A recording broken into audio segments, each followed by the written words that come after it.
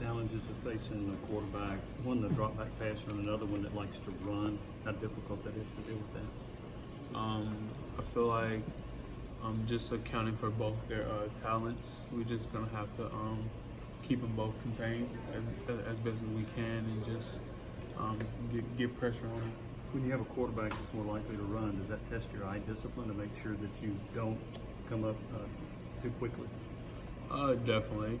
We just got to play. We'll keep everything in front of us, and just in case they want to run like a trick play with the quarterback, we just gotta read our keys better. Is it surprising that the quarterback who runs, he's not exactly a small guy. Does he look kind of quicker than you would think when you look at a guy that big back there? Yeah, he moves pretty well, and he sees himself as a dual threat quarterback. So we're just gonna have to account for what he can do, and just be more prepared for him. Overall, in RPO situations you guys have gone up against this year, how have you guys graded out in those situations? I mean, we practice going against RPOs all the time because our offense does it too. So we have some experience going on against it. I think we've been doing pretty well on it. We talked to Nigel moments ago, and he talked about how the team's playing with more personality right now because everybody trusts each other more at this point of the season. Are you seeing that more on the field? Yeah, I am. We're becoming more like together as one, and we're just playing more confident. As you see, the first half of Georgia, we played very well, but we just gotta sustain that effort. Is this defensive scheme much different than it was a year ago? No, it's the same scheme. We just starting to pick it up better and learn a bit more than we did. Is it hard to learn? Essentially, yeah, it's hard to learn, but once you get it, you just always know it, and now it's just learning better. So, Yeah, when you look at sort of the impact on the game from turnovers and tackle for loss numbers, I mean, I think it was just one game, but I think Georgia maybe had 11 or 12 TFLs, and y'all had 2 in that game. How do you get more disruptive as a defense and kind of force more turnovers, get in the backfield, get picks and that stuff? Causing turnovers, that's just want to. Like getting the ball off the runner, just taking it from them, that's just want to. Picks, that's just come from good technique and eyes. Really, it's just a scheme-based thing that can get us back there, tackles for loss. What do you remember about playing for Bob Shoop a couple of years ago? He's obviously going up against him this week. What were your memories that stick out from that year, and just have you communicated with him at all since then? I don't really remember his defense. I mean, but like he was a good coach, and I'm good friends with his son, so we have a good relationship. He helped recruit you too, didn't he? Because I know he was a guy who was pretty excited when they got a commitment from y'all. I mean, was he kind of a big part of, maybe not the reason why he came here, but certainly he helped that? Yeah, because everywhere he's been successful with his defenses. So he helped me get here, and I wanted to be a part of that. Have y'all talked to Jay about not talking to his dad this week? Or? No, not really. That has to do with him. It ain't got nothing to do with me. What have you seen from Bryce since he came back? I've seen a lot of development from him.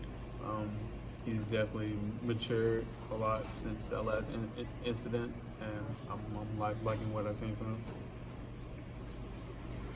You practice this flying obviously all the time. Were you surprised at how he was able to set it up in the first half the other night and be so successful? No, I wasn't surprised because he does it in practice too, and I mean, what you do in practice, you do it during the game. So his confidence level was high in practice. So I wasn't really surprised when he done in the game also. Even though you're on the different side of the ball, can the confidence level, just the attitude of the quarterback, can that affect the defense? Can give you guys a spark? Honestly, yeah. Because if he's up in spirits and getting everybody going, then that gets us going. Plus in practice, if he's going, then the offense goes, and then that makes us better as a defense.